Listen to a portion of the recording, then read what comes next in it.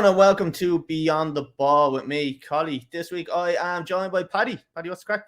How's it going? You say this week, every week you're joined by Paddy. Every week I'm joined by Paddy. Yeah, it makes no difference what week it is. Paddy's always here. Paddy, we have a good show again this week. We have another guest on. I think this one is going to be a lot more educational, I think, than most weeks. We're going to be talking to one of the most, I think, from what I've heard, what I've read, people have talked to, one of the most decorated coaches, in my opinion, in Irish football. Definitely has coached from.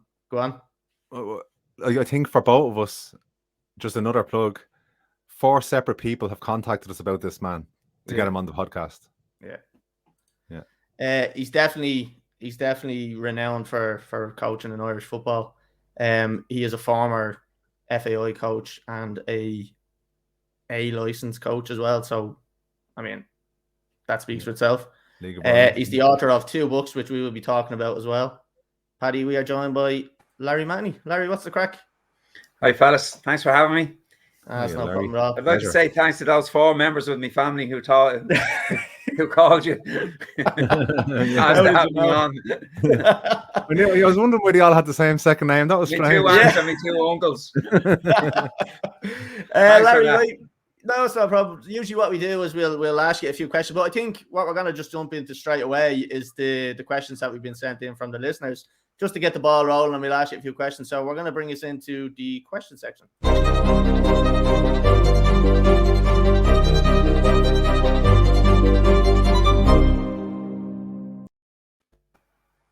Now, I know you're going to compliment the production value on this because everybody does it. Everyone does it. So, Game of Thrones is a lot to answer for.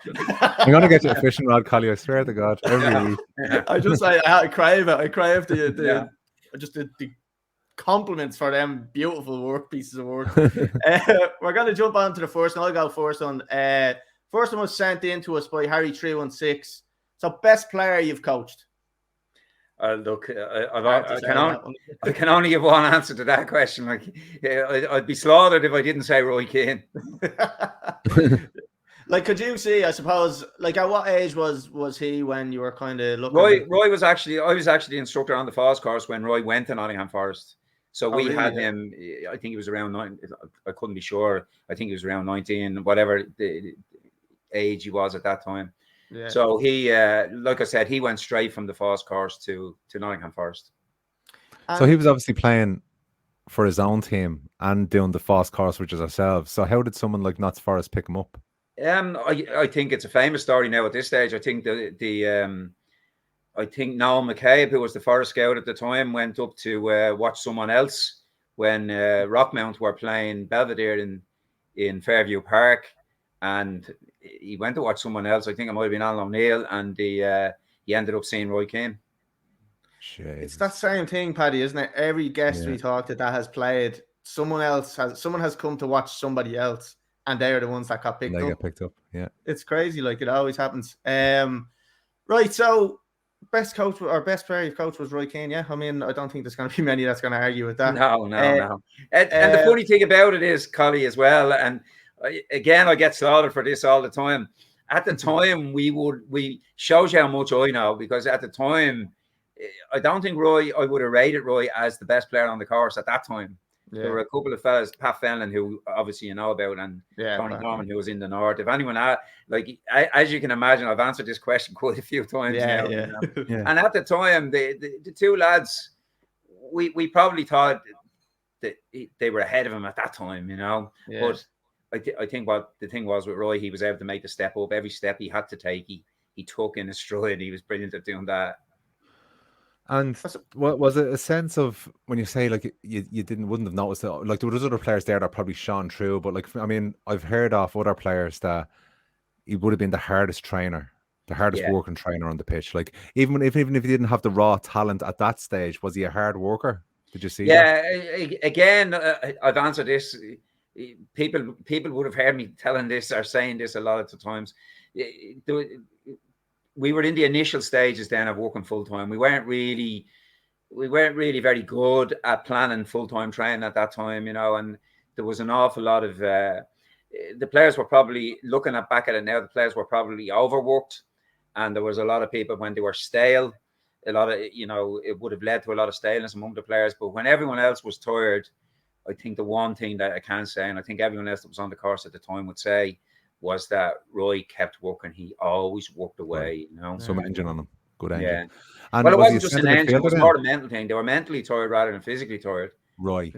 Because they were going in every day and they were training twice every day. And we were probably working them too hard. We were probably even working them hard all the way up to Friday. They were playing tired at the weekend for their clubs on a Saturday. So, like I said, we were feeling our way in full-time football at that time. It was actually the first full-time course. Roy was on the first full-time course for players. We'd had a couple of full-time false courses for coaches before that, but that was the first one specifically. They were the guinea pigs, really. Yeah. And was he a centre midfielder? Yeah. He was able to play. I always remember him playing. I always remember being struck by how comfortable he was when he was asked to play somewhere else, but he was a centre midfield player. Nice. And the one thing that kind of, I suppose you're saying there that he got picked up because of was that engine. So, like, obviously he was able to, when players were tired, put in a little bit extra, and maybe that kind of carried him through. Maybe he wasn't as talented as the likes of Pat or something like that, but the energy that he had at the later stages was a massive difference between him kind of making the jump and going to the next level. But, like, is that something that you as a coach would really, I suppose, encourage your players now at this stage? Well, like, would you use that as like look what happened here, like, and you bring it up as nearly an example to say, if you don't have the best talent in the world, at least your energy can kind of get you to the next stage? Like, is that something you really push with fitness? Like, I would hate to have given you the wrong impression there, Colly, that he wasn't talented. Yeah, talented. Yeah. Basically, there was 22 players on the course, and like I said, there would have been only a couple that would have been rated ahead of him. Yeah. So he's physically able, probably not the. He probably wasn't the same as the other two that I spoke about, because he was more of, well, he was less of a dribbler than they were. He wasn't as probably as explosive as they were, but like, there was no doubt. I'm not saying he wasn't talented, But of course, sure, every coach does the same. Like, every coach that's ever had a really, really good player would use that player as an example for the guys who came behind them. Yeah. Paddy, do you want to jump on to the next one? Yes. Okay. So we have from Grey Squirrel. Who was a player you've coached recently and thought that he was a special player? So maybe one that's either made it in either the League of Ireland or the Premier League. I would assume this is what he means. Yeah. Well, Liam Scales now is breaking into the Celtic team. Liam was I had Liam as a schoolboy player from under 9 to under 13. So he's the one that automatically springs to mind at the moment, Yeah. I was actually trying to contact Liam to try to get him on, but obviously he's got to move. He's got other things on his mind at the moment, going over to Celtic. So now Liam looks like a top player. I really hope it works out for him, and I'd love to see him kind of make a massive career over there. Like, because I don't know what it is. I think there's not enough Irish players going massive. Like, Roy Keane obviously was one that's been massive, and you've had players like Seamus Coleman and the stuff like that have had really good Premier League careers. I'd love to see it happen. Like, it needs to happen more often, I think. And I think obviously with the new style of coaching that the whole nation is bringing, that's what we're set up for, I believe, anyway. So I think Liam, I honestly think I watched the St. Johnstone game lately, and to be honest, it's the first time I've seen a Scottish game in full in a long time. And number one, I think he's well capable of playing in Celtic's first team. He was very, very comfortable that day. And the impression I had of him playing that day was that he could do a little bit more. I think he could actually step up his game a little bit and even do better than he's doing at the moment, Well, that's always good. He's a very level-headed fella. He's a very intelligent young fella, and he's one young fella who knows that he needs to be patient. And there's not many of them. You were talking to Paul Byrne last week, and the lesson was learned there. Prime example there. Very, very few young men have that patience, and I think Liam is so level-headed that he knows he has a time. He's a lot of time ahead of him, and I think he will do it. Well, that's great. That's good. And it's good to hear them type of things coming from such a top coach who's seeing the players at them levels. I think that'll kind of stand to him. Like, hearing that even is probably a massive boost for him. So, Well, that's it's good. He's written the foreword for the new book, by the way, Colly. I just thought I'd throw that in early. Yeah, throw it in. Yeah. Just get me hits in early. Yeah. Right. Next one is thoughts on Stephen Kenny and the current Irish setup. So I would say, like, what have you thought from obviously not the best start in the world with Stephen Kenny, and then obviously improvements have come, and I think performances have definitely improved over the last four games. I'd say, with the 2 Portugal games in particular being really impressive. What would you have kind of your full analysis on how Stephen Kenny has done so far? Yeah, well, first of all, Colly, I think people will think that we're being set up for this, but I just want to throw this in as well, that Stephen actually wrote the foreword for the first book. Yeah, I know that. I was gonna say. We have to put hand on heart and say we did not rehearse that. That was a coincidence. Look, I knew Stephen from the League of Ireland, and at the time when I was working in the FAI, Stephen came through his badges with us at the time. So I saw Stephen doing his B license, and then I saw him do his A license. I was lucky enough to be on the staff at both those courses, Yeah. So look, I've always followed his career with interest. I've always been 100% of the belief that he could be successful in this job because of how well he did in the League of Ireland, because of the way he went about doing the fantastic job that he did with Dundalk, obviously. Yeah, Dundalk. And do you think after the Irish job he could make the move over to England? Look, Paddy, who knows what anything can happen in football, Yeah. Look, you might have asked the same question about Brian Kerr. I thought Brian might have got a job in England. And absolutely, you just can't tell what's going to happen. What they're looking for, yeah. But like, don't forget he was in Scotland. Yeah, exactly. And he did quite well in Scotland initially, and then obviously things fell away from him there. So I don't think Stephen is the type of guy who would be intimidated by any setup, any dressing room that he'd walk into. So once he's given time, and I think that's been borne out now. Once he's been given time, I think Stephen can do a good job no matter where he goes. Yeah, and I never kind of hide away from the fact that I was a big skeptic at the start, just because I thought I always said now I admire what he's doing in terms of his tactics. He has an identity and it's brilliant. And then I was like, oh, is it going to work with them players? But I suppose, look, he's got some great players coming through, and he's really using them well, and especially the performances against Portugal. For me, although look, we didn't get the results we wanted. For me, they were the most impressive things. Like the 3-0 wins against Azerbaijan or Montenegro. Look, we probably expect them type of wins, but it's good to see that we are getting the 3-0 wins and the comfortable wins. But the performances against the big teams is, for me, the more impressive thing. I started seeing it. I thought I saw the tide turn in the Serbia game, because I really, really thought we did well against Serbia, and I really, really did think. And again, it was proved in the end. I thought Serbia were the stronger team. I thought Serbia were a much stronger team than Portugal, and we did really, really well against them. Yeah, that was it. Yeah. I suppose then we'll jump on to the next one. Paddy, do you want to jump on there? Yeah, absolutely. Okay, from Big John Lad, what is the best memory of your career to date? So the proudest moment, I suppose. Yeah, it's a hard one. Without thinking too deeply about it, if you ask me that straight away, the first thing that really pops up in my head is working with Shamrock Rovers in the League of Ireland. Rovers were, when I was growing up, I was going to watch Pat Bourne and all them in the four in a row team, and anyway, Rovers was always the glamour team in Ireland anyway, Yeah. So I think working at Shamrock Rovers, being first team coach for 2 seasons at Rovers, would have been, for me, it's the time I look back on as being the best club I was with, and I think I was probably at my peak then in terms of what I was doing and how well I worked with the players and how well I got on with the players, and and the results that we were getting at the time weren't bad either.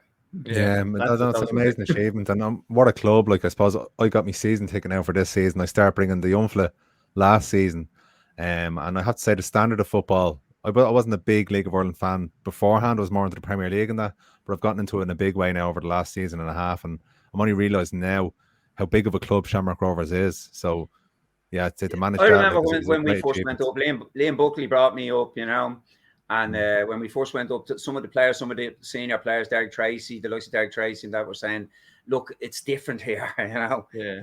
And it was different. It was different at Rovers. The expectation of the crowd is different.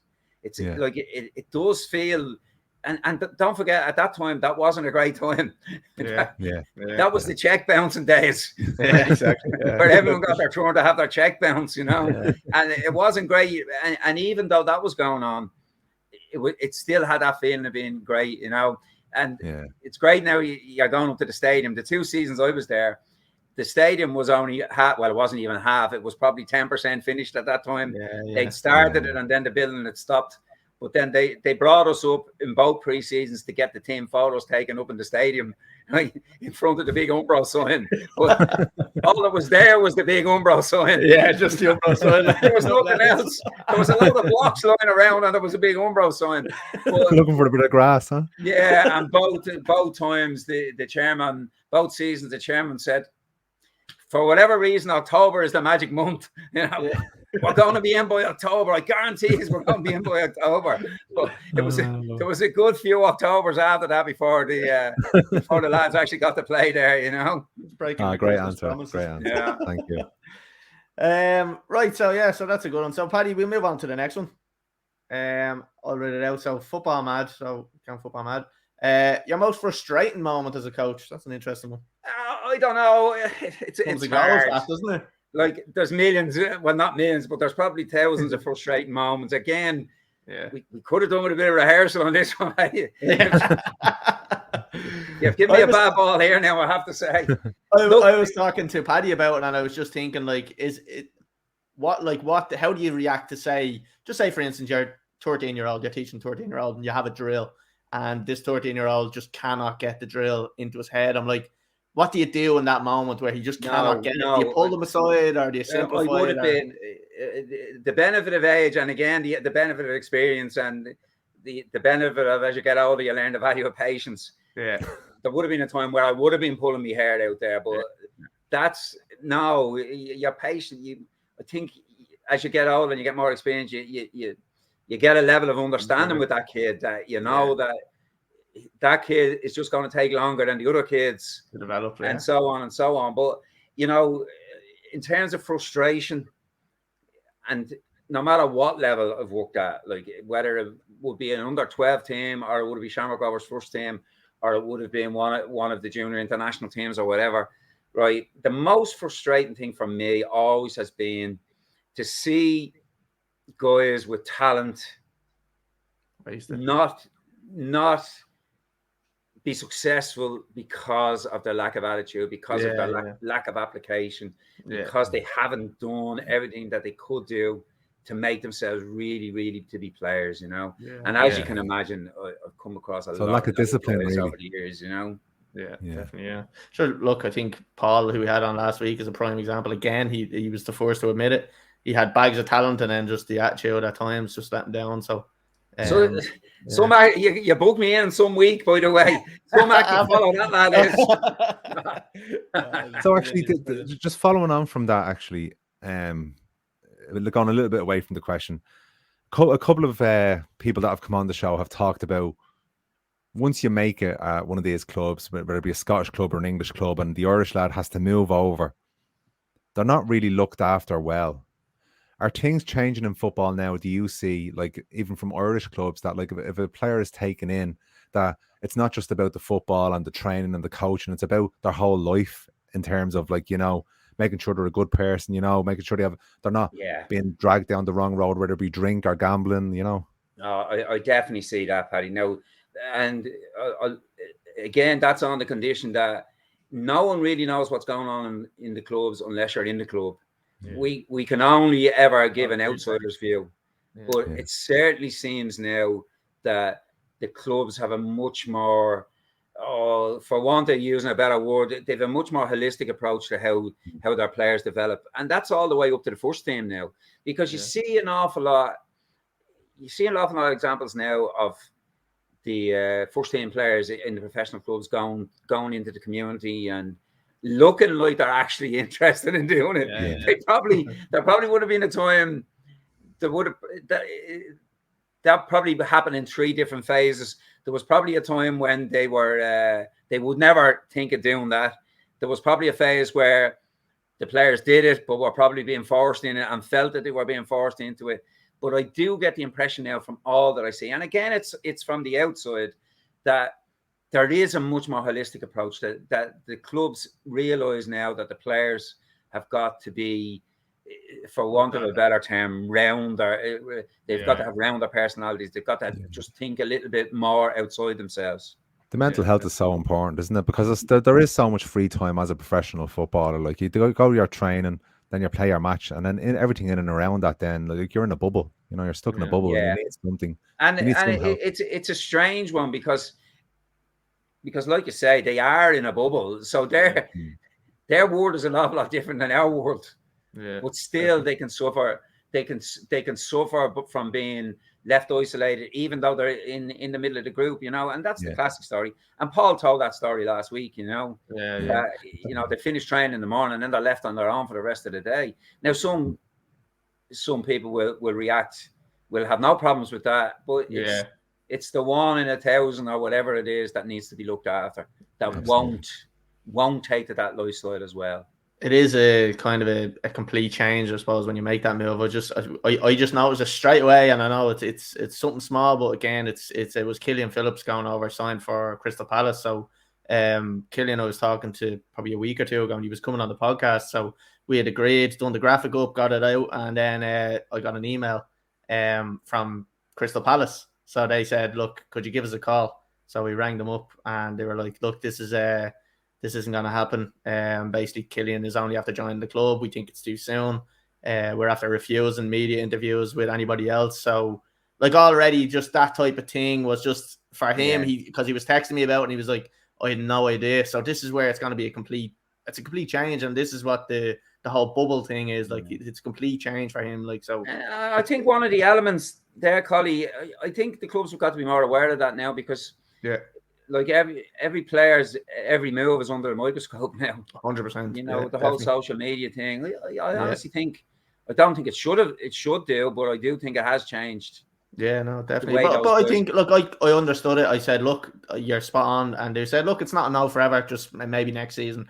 I said, no, that's fine. Look after the lad, make sure he gets settled down. I was just going to say, it's great to see that they're looking after him that way. You know? Exactly. Yeah, and that was good to see, and I was kind of actually impressed by that. So, Paddy, we'll move on to the last question of the questions, and it's one that we're going to be asking every single guest. I'll let you run with it there. That's it. Okay, so get your thinking cap on. If your house was on fire and you had to run and grab 2 things, not including your wife, from your career, well, it would have been the 2 kids first. Don't mind them. She would have been paddling around already. 2 things from your career, what would they be and why? God, I don't know.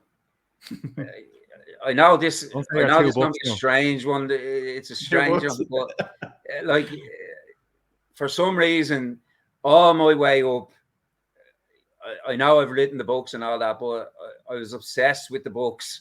I was obsessed with reading. I was obsessed with writing all the way up.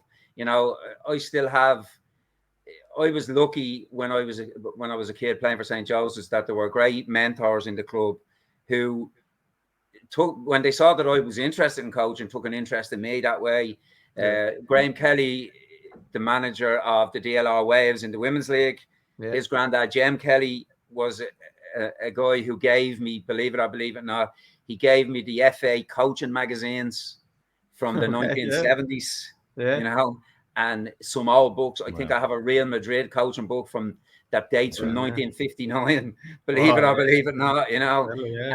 And I have all of them still. I've kept everything, you know. So I will go in to grab as many books as I could, you know. That's number one. And I suppose, you know, and again, I'll put my hand out to be slapped here, you know. I would go for my schoolboy international caps. Because there's nothing really else from my career that you can talk about. Like, you know? Well, just what if it was one book you could pick? What would it be? The most influential book for your maybe career or? Oh, there we go. I'm only joking. Give me that 20 quid later, huh? That's a really difficult question now. That's a really difficult question. I tell you, you guys, I don't know whether you guys probably know the history of the game. You're that interested in it. I don't know if you remember Dave Sexton, who was the Manchester United manager for a while and Chelsea manager and that.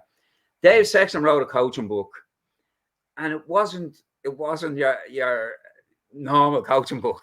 Like he was using examples from chess, and he was using examples from. I always remember an example. He talked about touch being the most important thing in football, and he used an example of the Bach piano pieces that he practiced for touch and stuff like that. So it was a coaching book, but it wasn't a coaching book. Yeah, it was a coaching book that wasn't just, as they say in America, it wasn't just the X's and O's, but it had a huge amount of his personality and his different way of looking at the game in it, and that would stick out in my head, and that would be the way that I'd sort of try and go about my own stuff as well, And funny enough, really, look, you've got to try and get Anto Whelan on because Anto's a League of Ireland legend, but Anto was on my team in Joe's, and Anto ended up playing at United with David Sexton, and he said he was absolutely fantastic. He said he was a great guy. Now I never met him, but that's you did ask that question, man. Yeah. Right, it's called tackle soccer. I doubt if it's being printed now. You might find it in a car boot sale somewhere. Sure. Look, we've more important books to talk about, which will lead us on to the next thing. Larry, we're going to jump on to. Look, I was going to talk a little bit about kind of your footballing career, but I think you said it there. The Irish international caps as a schoolboy was the best, so we'll leave it at that. We'll jump on to your coaching. I wouldn't like you to leave that, Colly, because I think like I said, I was a schoolboy international. Like there's been thousands of schoolboy internationals. Who were you with schoolboy level? I was with Joe's, Oh, yeah. In Sallynoggin. And it's Joe's. It was Joe's then, and it'll always be Joe's today. I don't know when this Joey started. Joey's, but it was Joe's then.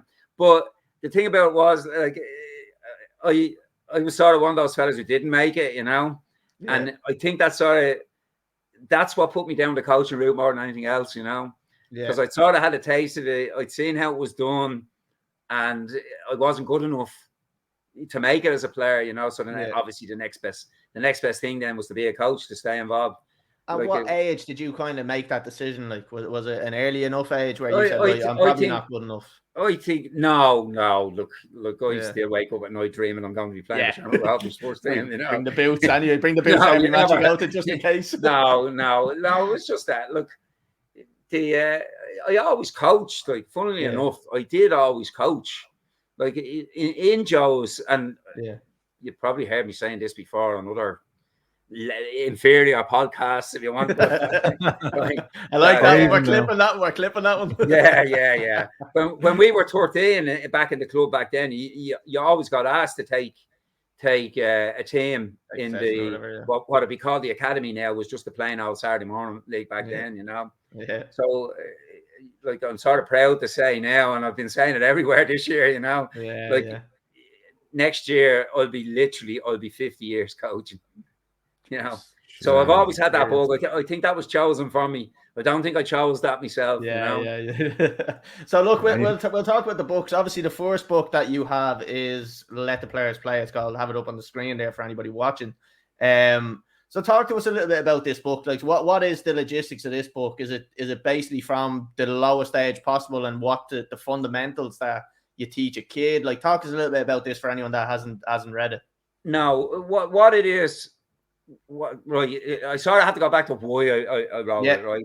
Yeah. Okay. Over the years, working on the coaching courses, and and obviously seeing thousands upon thousands of coaches doing sessions in clubs as well. I always found, and every coach, every tutor on a coaching course will tell you this, that guys are good at doing drills and they're able to put on part practices and stuff like that, but it's actually playing in the game and coaching in the game is the hardest part of coaching. Because it's not predetermined, and things are going to happen in front of you at random. So what this book is, it's taking coaches, it's giving coaches the opportunity right from the start to learn how to coach in the games. That's good, yeah.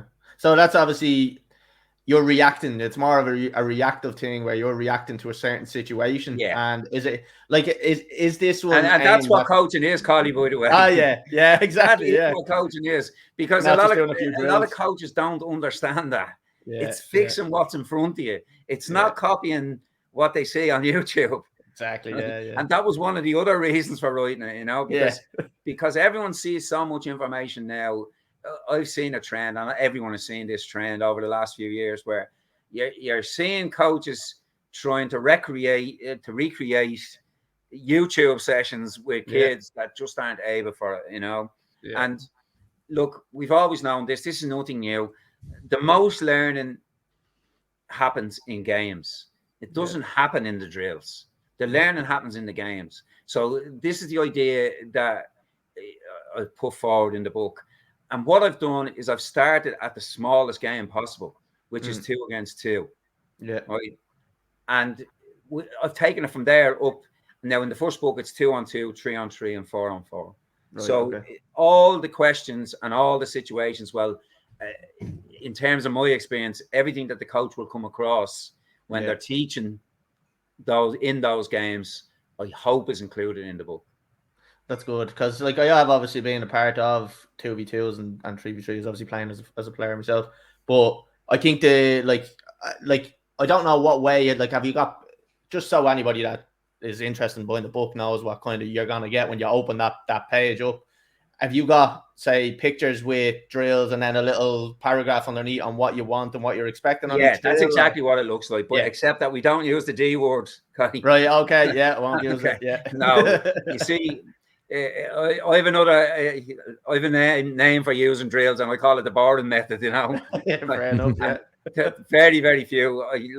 Every now and again, you'll hit on a drill that the players like and buzzes them up and stuff like that. But I think people have got to realize, and over the years, you learn that, drills don't impact the performance in the games as much as coaches think that they do. Yeah. Right? Because drills are predetermined. Drills are doing things that the coach has decided will happen. So you pass to the left, and then you pass to the right, and then you shoot. This is predetermined. That's not the way the game happens. Okay. So what I've tried to do is literally take it from the start. In terms of my experience, when we start playing 2 on 2, this is the first thing that these players will do. Yeah. Right.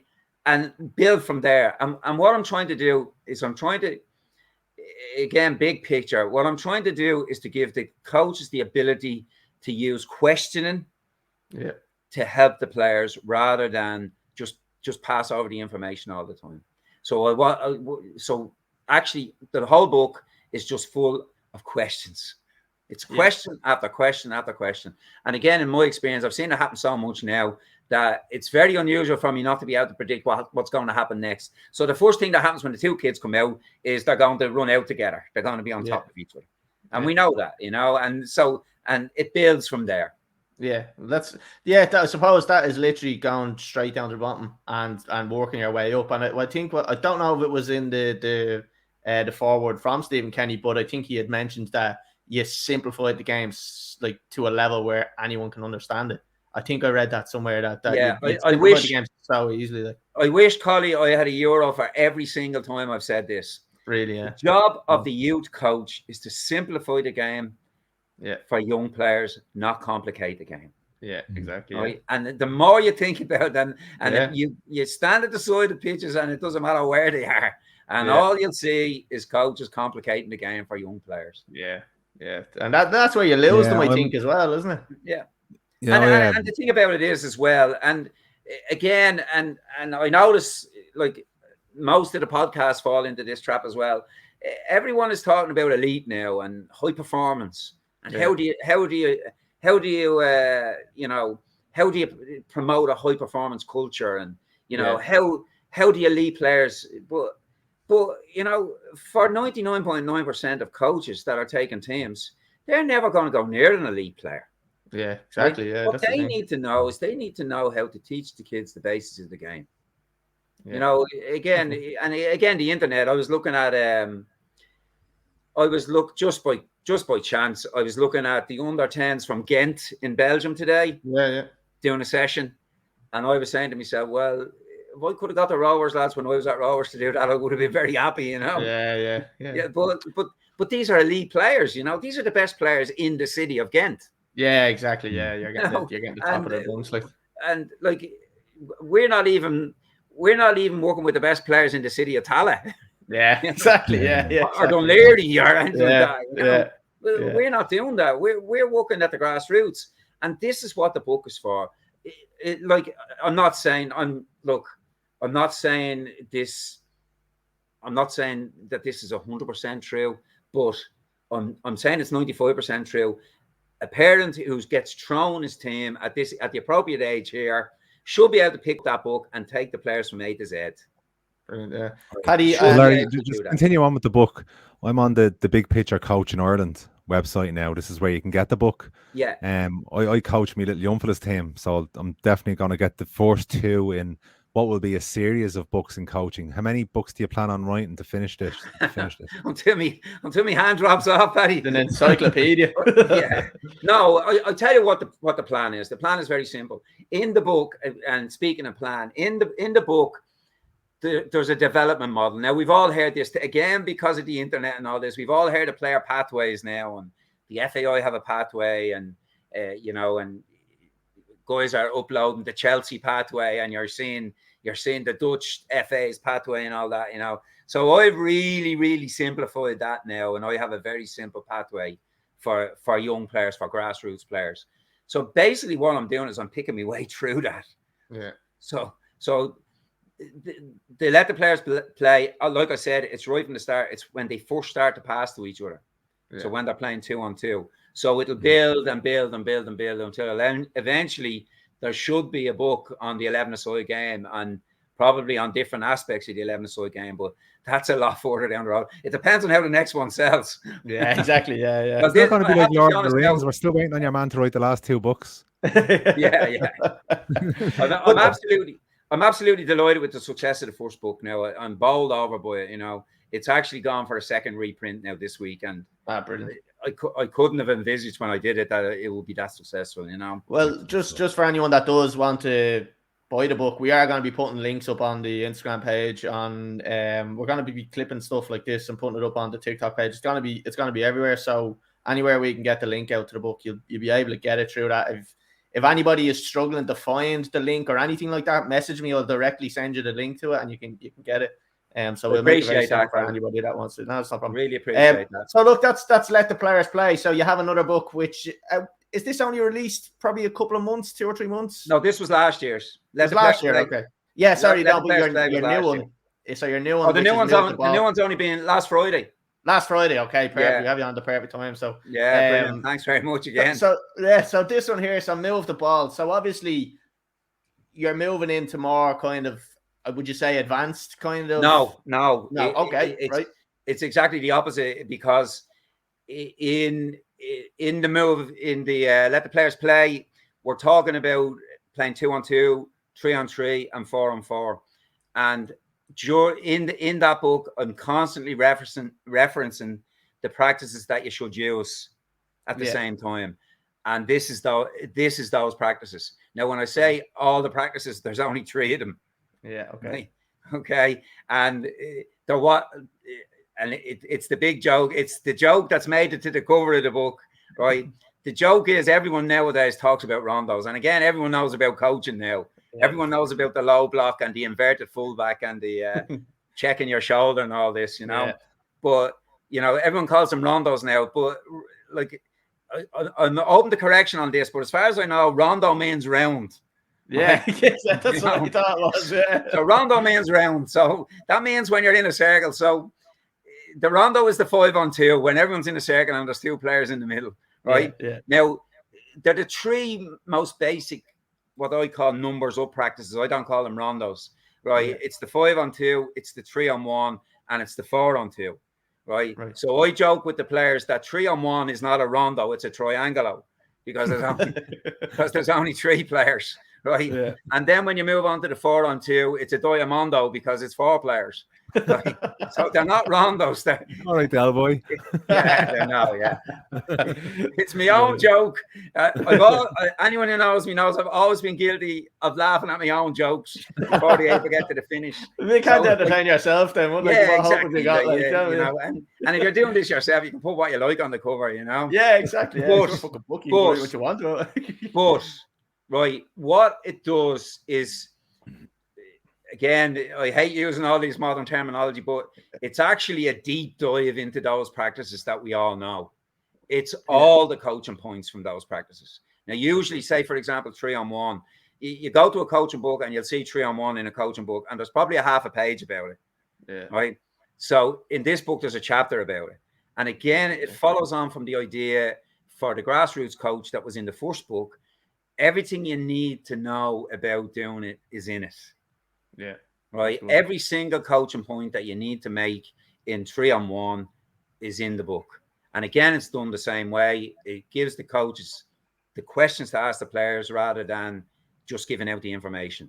Like you could give out the information in the half a page, but it's how the coach spots what's going on. Number one, questions the players and helps them see themselves what's going on, and then helps the coach to help the players to find their own answers. Because the big picture again is that we're trying to teach players to come up with their own answers, to see things for themselves rather than do what the coach is shouting from the sideline for them to do. Yeah, brilliant. And the thing, I suppose, is the coach has to have a complete and full understanding of what he's trying to achieve with whatever he's running. Otherwise, it doesn't make sense, because when he doesn't see something happening, how can he correct it? So I presume that this would more so kind of explain what to look out for. And that's exactly what it is called. That is what it is. It's what to look out for. Now, again, in my experience, this is what happens next, right? So let's put it very simply. A couple of the stages in it, like it's all very simple and it's all very logical. So the first stage is to actually get the players to move. Yeah. Right. You know, so get them to move. It doesn't matter where they're moving at that stage. The coach should be happy if they're moving. And then the next stage, once they're moving, is to add a bit of precision to their movement. Yeah. Right. So then the different ways that they can move poorly, for want of a better term, or their bad movement is identified. Right. So that, let's say, for example, if you're on the ball and I come to help you, if I come to you with my feet facing you, I can't see the rest of the square. Yeah, exactly. You know, simple things like that. Yeah. And they might be simple to experienced coaches, and they might be simple to high-level coaches, but the coaches for whom this book is designed, these are grassroots. These are the parents, right, that have been thrown into the deep end and have to coach their players, their kids' teams. Yeah. You know, and so everything the aim of the book is to make sure that everything they need is there. That's brilliant. And just on the two books, I don't know, I'm going to put you on the spot here. I don't know if you're going to notice. How many pages are we talking in each book? Right, because there's only the three practices in the first one, or sorry, in the second one. It's a bit smaller. In the first book is 160 pages. Okay, yeah, right, that's perfect. Yeah. Okay, and the second book is 120 pages. So I mean, but 380 pages of football knowledge, like, you know what I mean? But they're twins. They are twins, Colly. They have to go. They are together, you know. Yeah. Because again, that's an important point. It's a hugely important point for coaches that they don't see, even though when it's explained to them, it's as plain as the nose in your face. Right. The test of how good your drills are is when you see it coming out in the games. Yeah, exactly. Yeah. So the example that we've just given about someone a player arriving to help his teammate. Yeah. Right. If he's learning how, or she's learning to arrive with her feet open in the square, right? The test of the coach's effectiveness is that player arriving in the game in a match. Yeah, exactly. Yeah. You know, so I suppose anything you've taught, you need to see that happening in the game. Otherwise, this is the joined up thinking that I don't see. Now, and again, I'm open to correction on this. I don't see this. I see it everywhere. I see a lot of National League underage coaching sessions, right? I go and watch, and I happen to be in pitches where they're going on and stuff like that. And I'm seeing them doing stuff that I know doesn't relate to the games at the weekend. Yeah, exactly. Which is training for the sake of training. Yeah. And that's not what coaching is about, because coaching, a lot of people fall into the age-old trap of thinking that it's about putting on good sessions and it's about really, everything looking good and people moving here and moving there. It's not. It's about the game at the weekend. Yeah, exactly. So this is what I'm saying earlier on about coaches. It's fixing things. Yeah, and it's good. It's great. It's great. Who runs blindly. If you have a player who runs blindly in your game, it's in the square that you teach them not to run blindly in the game. So you take them out of the game, put them in the square, but then you've got to put them back in the game and build the bridge. Build the bridge between the square and the pitch. Yeah, brilliant. Yeah. Right, and I see it. I've seen it 100,000 times. Coaches are putting on sessions, right, and they're nice sessions, but they're standalone sessions. They have nothing to do with what's happening on the pitch of the weekend. Yeah, and I suppose like that comes down to like, I suppose this whole thing that we're hearing a lot of is the development of a nation. It has to start there, doesn't it? Like that is the fundamental of getting our level of players improved. Look, we're talking about players that are at the lowest kind of earliest stages of their career, but one or two things could be the massive difference in them kind of coming up to the next level and taking that next step. So they nearly have an advantage by reading this book, getting these drills in kind of done correctly and bringing them into games. They're already a step ahead of the rest, like at that age anyway. Yeah, I'm sort of shooting myself in the foot here, Colly, right, in terms of book sales. Yeah. Right? But you're talking about the future of the nation and the national team and all that, right? Yeah. That is out of, believe it or believe it not, right? It's out of our hands. And people think, look at me when I say that, And the reason I say that is, right, the guys who are going to be in the international team in, let's say, 15 years' time, right?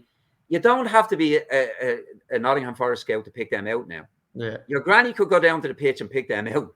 Yeah, exactly. Yeah. Because they have the physical attributes. Yeah. Right? Now, most of them, and at the moment, most except one, they are not going to be developed as professional players here. They're going to be developed in England and increasingly in other places. And it's funny you say that. See the point I'm making?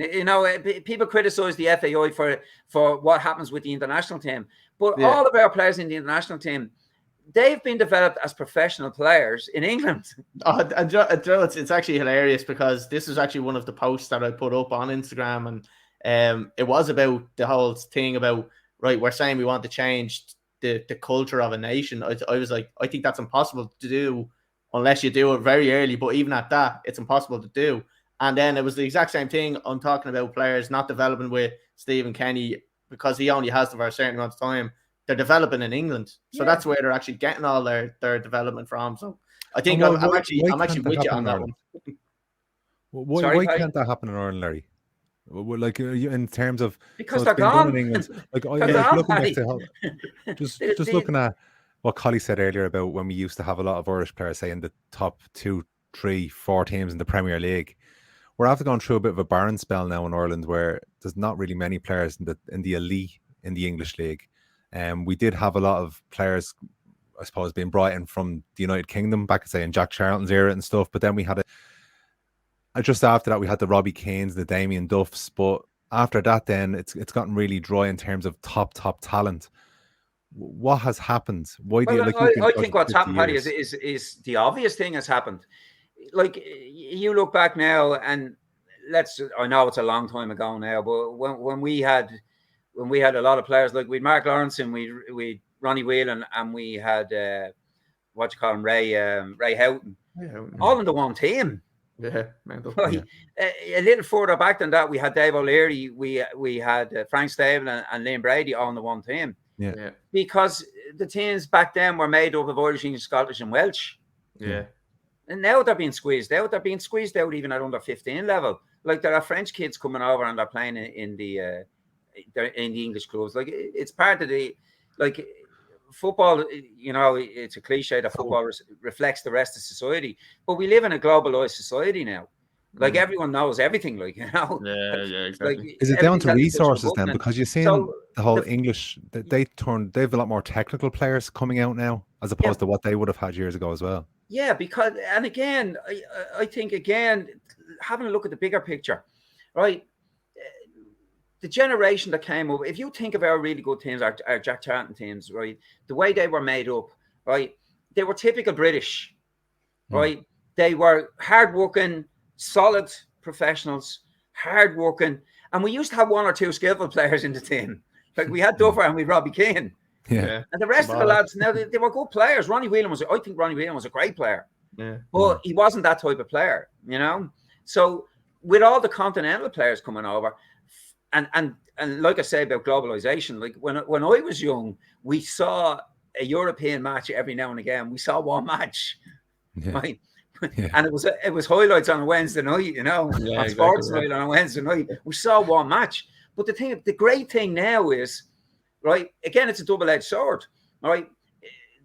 Our players have been squeezed out of the English professional game, which is our nearest neighbour, and we'll always look to there, right? Yeah. But all our kids growing up are seeing Messi. They're seeing skillful play. Yeah. Skillful play is being modelled all the time. So every team is producing skillful players now because, for want of a better term, it's the fashion now. Yeah, exactly. Like I was this is my excuse. Like, yeah, and again, I'm putting my hand. No, I'm going to get lauded for this. I was a skillful player when skill wasn't in fashion. My granddad tells me I'd be a millionaire now because I was skillful. Because I had good touch. I had good touch when good touch wasn't in fashion. But that's beside. Look, that's bullshit anyway. But the point I'm making is, skillful football is in fashion now. So all our kids growing up are seeing skillful play being modelled all the time, right? And they're seeing all the tricks, all the turns, and all our young kids now, they all have a trick. They all have a turn, right? They're all looking to pass the ball on the ground. I can remember when we were working with the FAI at the start, when I first started working with the FAI, we were trying to get people to play from the back, and we had unbelievable opposition.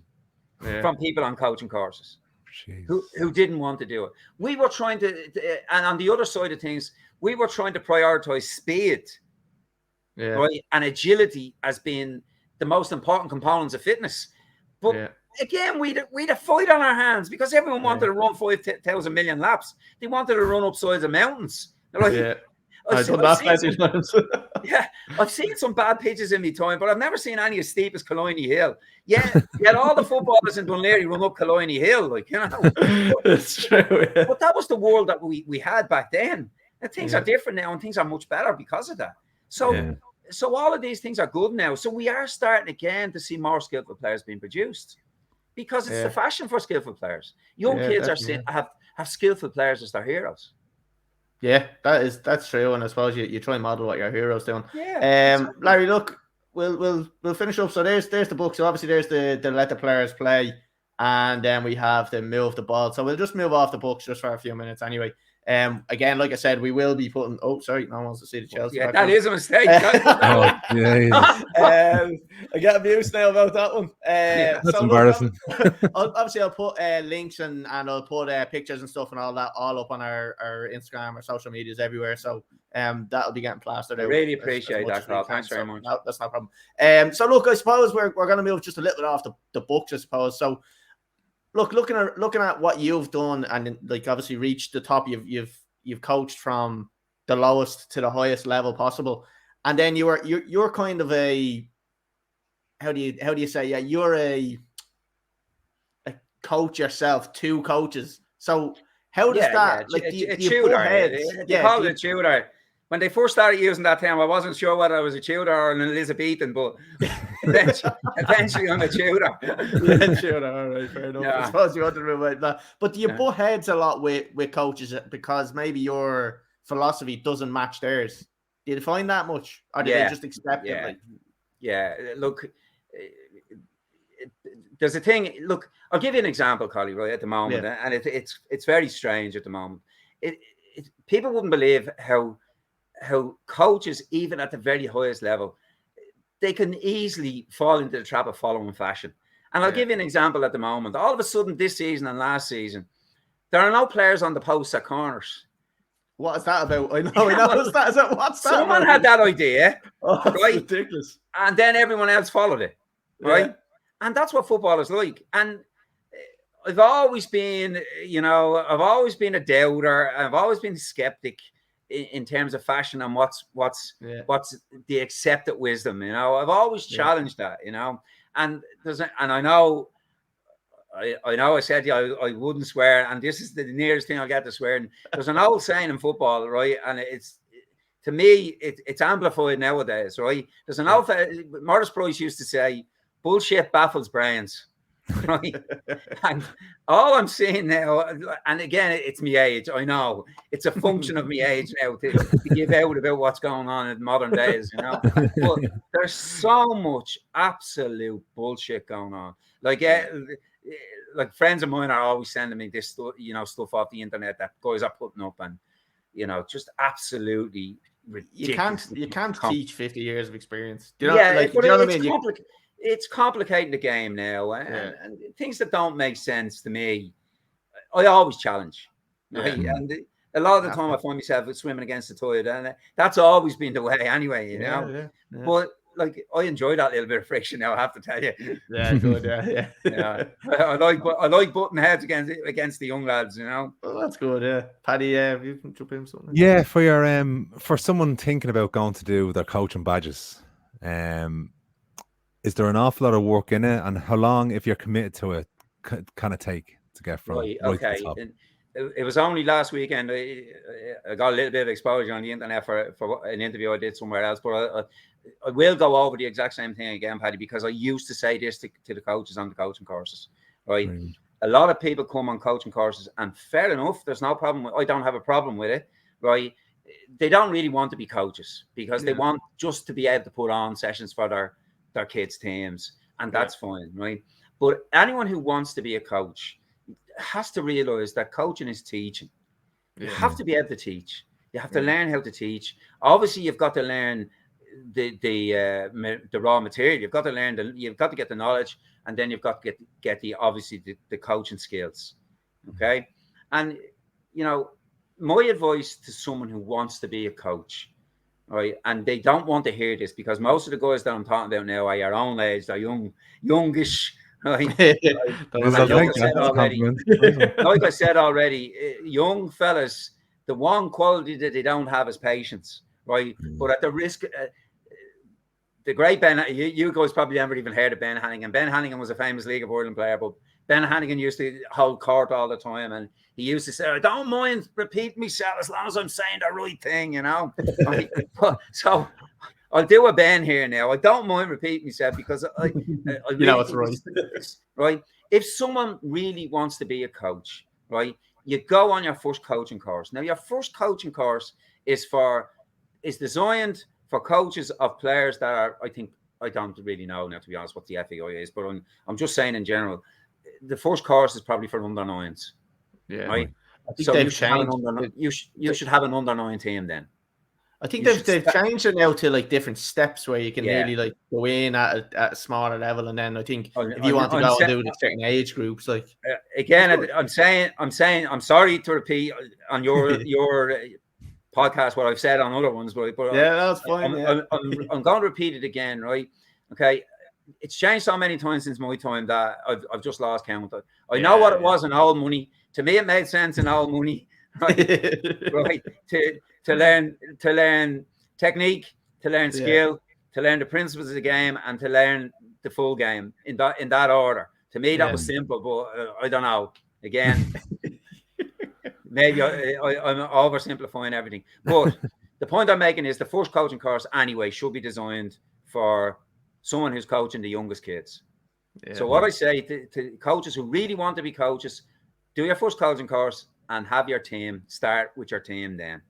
Okay, so on that coaching course, you're probably given 2 seasons work to do, right? Yeah. So when those 2 seasons are finished, you go and do your next coaching course, right? So which is your coaching course for 10 to 12 or whatever that is. Yeah. So then when you do that coaching course, you have 2 years work under your belt, right? You have 2 years worth of knowledge under your belt from the course, exactly. Right? Then you do the 2 years practice for that level. Right? Yeah. So now the players are under 12, right? So now if they've done all the previous work and your team has progressed nicely, well, then you might be able to go, maybe even at that stage, to go and do the UEFA B license, right? So by the time you've got your UEFA B license, your team is heading for under 16, right? But you have 6 years of coaching experience under your belt. You have 6 years of coaching experience under your belt. Now, if you, again, and we're dependent on the level of player, obviously we're dependent on the level of player. If your players have done all the stuff and have progressed nicely along with you, right, you should be able to go and do your A license now, right? Plus, your players should be able to do the stuff that's in the A license, right? So by the time you've done the course and graduated at the other end of it, you have 8 years of coaching experience behind you.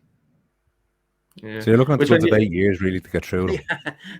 That's when you're starting. That's at the end of those 8 years, right? I thought I knew everything, right? the other 40 years now, I've been learning how much I don't know. Yeah, exactly. And that's the way it works. And you never stop learning. You never stop. And unfortunately, young fellas and young girls don't want to hear that. They don't want to get the patience lecture from someone as grey as me, right? Because I can remember getting the patience lecture from fellas who were as grey as me and going, that's bullshit. That was all right in your day, mate, but that's not me. I'm going straight from the A license, because I was the same, like, everyone wants to do their A license and everyone wants to work in the League of Ireland, but you can't work it. Everyone can't work in the League of Ireland. Exactly. There's only so many spots like that. But if all the coaches did what I've just said, right? Imagine how the old rise and tide. What's the saying? Rise and tide floats all boats. Imagine how that level of good coaching ability is spreading out and making the whole country better. Making every part of the country is getting better coaching and the standard of play is coming up in every part of the country. If everyone wants to adopt that. And I suppose that's when we kind of say like the building of a nation or something like that. That's kind of what we're referring to. I think is what. Well, look, I don't really say that, but when I've heard people saying that, we're building something for the future. That level of coaching from the bottom there right up to you going up to 16. And it has got better, Colly. Like I said, when I first started, there was an anti-coaching bias. In football, there was an anti-coaching bias. If you came out when I first started, if you came out on the pitch with a clipboard, right, you were gone. Your credibility was gone. You were gone. You had no chance. Right? Now the opposite is the case. If you don't have your clipboard, exactly, and you don't have the mannequins. When I see the mannequins, that's it. When I see those mannequins coming out, that's it. Because I've never seen one of them make a proper move that forces a player to make a decision. Right? And the other one as well now, the tactical board on the side of the pitch. That work has got to be done during the week. When I see someone at schoolboy level taking out a tactical board at the side of the pitch, I say to myself, as Brendan Bean used to say, Ockram is lost. Ockram is lost. Get over yourself, like. No, but it's fashion. It is fashion, and it is. Like you look at that logically, and I see that fella with the tactical board. I'm saying, well, look, you shouldn't be doing that level of coaching on match day. You should have done that during the week. That should have been done. Your player should have been ready for that. With kids. Yeah, and again, it's the same thing. They're looking at Guardiola's documentary, the Manchester City documentary, and he's moving it around. Exactly. It's not the same world. It's a different world, like we're living in, like living the dream world sometimes. I suppose. It's RTE compared to Hollywood, like Yeah, exactly. We're all working for RTE. We're all in Fair City. Yeah, exactly. Yeah. Well, look, Larry, I think it's been great having you on. We're up to our hour mark there. So, look, again, we'll probably get you on sometime in the future because I really enjoyed chatting to you. And thanks very much, Colin. I really enjoyed it now, I have to say. I suppose when the next book comes out, it's probably when you'll be looking to come on again. It started. The writing started. Summer, a couple of weeks, so summer 2022. Yeah, so look, put it in your diaries. So obviously, look, let the players play and move the ball are the two books. Again, I said it before, I say it again, we'll throw it all up on all the social medias and all. So it'll be very accessible to anybody that's listening or watching this podcast. So hopefully appreciate that. We wish you the best of luck anyway with the new book. We know it's only out the last week or so. So I hope it's a massive success for you. And then the next book's coming as well. I hope everything's successful for you. So thanks, lads. So look, we're gonna end it there. Paddy, nice for joining me as well this week.